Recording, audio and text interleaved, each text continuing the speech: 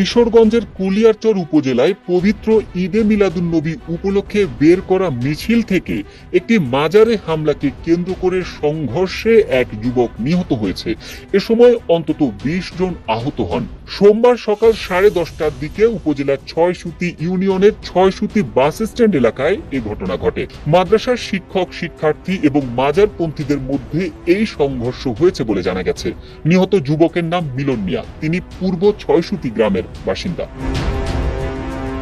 Police ও স্থানীয় সূত্রে জানা যায়, ঈদে মিলাদুন্নবী উপলক্ষে সকালে জশ্নের জুলুসের মিছিল বের করেন স্থানীয় মাদ্রাসার শিক্ষক, শিক্ষার্থীরা। ৬ সুতি ইউনিয়নের ৬ সুতি বাস স্ট্যান্ড এলাকায় মিছিলটি গেলে কয়েকজন ব্যক্তি একটি মাজারে হামলার চেষ্টা করেন। এ নিয়ে মাদ্রাসার শিক্ষক, শিক্ষার্থীদের সঙ্গে মাজারপন্থীদের সংঘর্ষ হয়।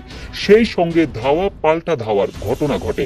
তখন ওই এলাকার একটি মসজিদ ও মাজারে ভাঙচুর করা হয়। খবর পেয়ে পুলিশ ও সেনাবাহিনী ঘটনাস্থলে গিয়ে পরিস্থিতি নিয়ন্ত্রণে আনে।